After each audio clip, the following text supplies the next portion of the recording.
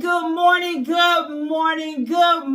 my beautiful imperfectionist family. How are you guys this morning? It's your girl Tammy, aka That's a Woman, coming to you with this week's session of planting and or watering, where I'm either planting something new in your life or I am watering something that has already been planted. And I've had conversations lately, and what I am realizing is the enemy is attacking. What they say, the struggle is real. And I just wanted to encourage you this morning, coming from Isaiah 54:17, when it said that no weapon that is formed against me shall prosper. This is a declaration that we need to speak over our lives. We need to remind ourselves of, because when the storms of life is raging, when it feels like the fire is burning out of control, like those wildfires that burn for miles and miles that can't be put out, when life feels that way, this is a time to step back and remind ourselves of that. We have encouragement in the scriptures. We have encouragement in the word that lets us know everything is going to be okay. I had the opportunity, well, it's actually a monthly opportunity that I'm blessed with, to minister on a call last week, and I was reminded of Isaiah, even when he talked about when you go through the fire is not going to kindle you. In fact, you'll go in that fire and you'll come out unburned, unscathed, because it's burning away things in your life. It's peeling away things that are going to help build you higher and release things that no longer positively serve you. That's what the fires in life will do if you allow that to be the case. Sometimes when we go through the fire, we can find ourselves in a woe is me moment. Why is this happening to me? Oh my God, God, you've forsaken me. You've turned your back on me. When really what the fire is for us to take time and do a reflection and to look at our lives and look at where we've come from and think about the fires that we have been through in the past that we have been delivered from. Because think about it, there are more than one trial, one fire, one situation in your life that you have overcome that, guess what? You did not think you would make it through. Think about that. There are some situations that you probably felt, oh, this is the end, this is it, I am done, and I throw in the towel. And guess what? At that moment when you felt hopeless, God sent you hope. The angels, your help, swooped in and gave you the hope and the help that you needed to let you know it's going to be okay. Things are always working out for you. And even in that same scripture in Isaiah, when he talked about the fire, he talks about the flood. The flood is never here to drown you. It's never. And I know sometimes it seems as though we're sinking. But no, you're not sinking. You are being granted the opportunity to, figuratively speaking, get the fins of a fish and swim. Swim, rise higher, go to the surface, breathe, take the time that you need to get you together. Let me tell you, life is lifing, it is happening. So what do you do? What do you do when that is taking place? This is when you got to encourage yourself. I say it all the time. David encouraged himself in the Lord. And this is when you have to encourage yourself. Get your reminder that everything is going to be okay. He that is with you is more than the world that is against you. No matter what happens, even the scripture lets you know that even when the enemy comes in like a flood, the Spirit of the Lord will lift up a standard to protect you. This is when we have to get into the spirit of things, not the natural of things, not to look at what I'm dealing with. But again, Look beyond. I think last week I used the analogy, look beyond the break. Many of us are operating in a broken place in our lives, but this is when we got to get beyond the break and know greater is coming, greater is out there. And listen, even when you're encountering situations and people, like I heard of a shooting that took place at Joel Osteen's church out in Houston last month. Just think about it, the church. And when you think about that, that's supposed to be a safe place.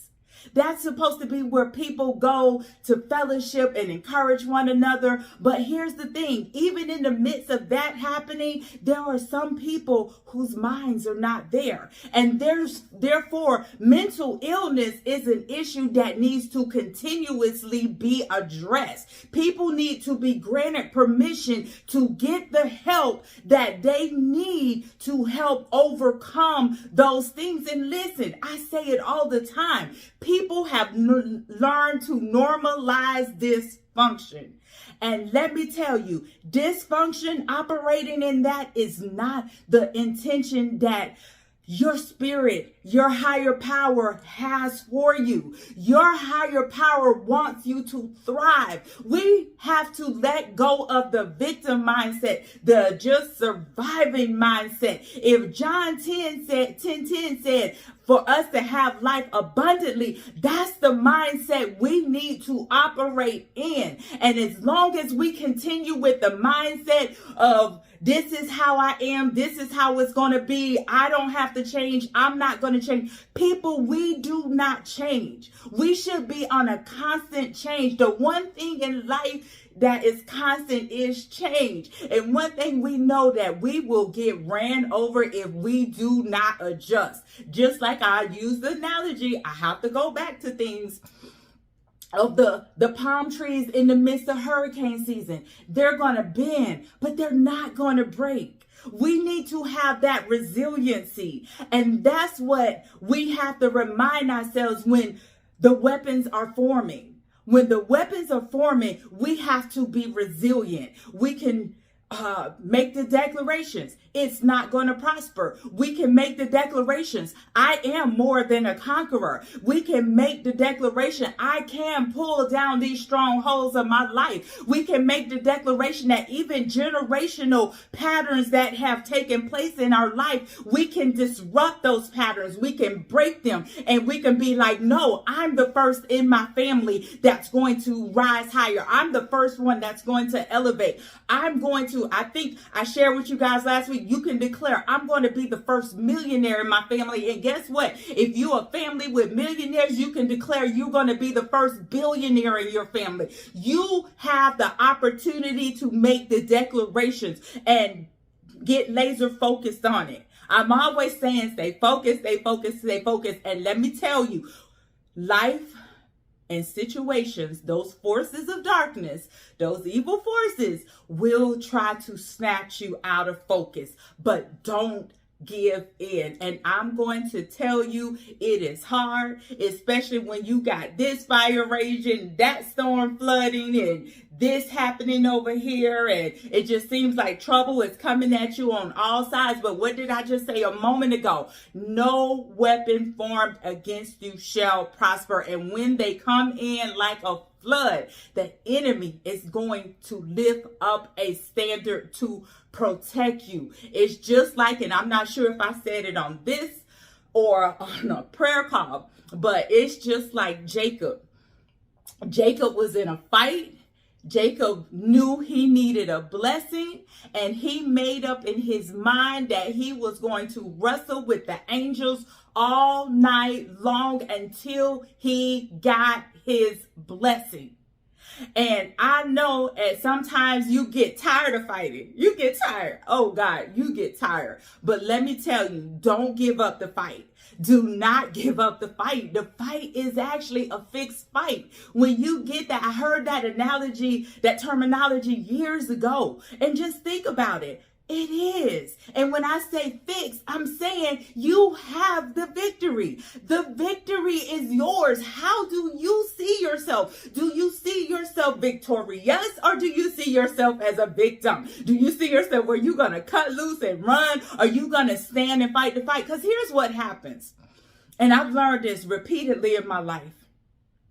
You can't outrun certain situations. You have to stand and fight and deal with them head on, because at the end of the day, you take you into every situation, into every battle. So if you're running from one situation because you thought that situation was not conducive or whatever it was, and you're thinking that another situation could be better, sometimes, not all the time, sometimes you need to get up out of those situations. You know what they are.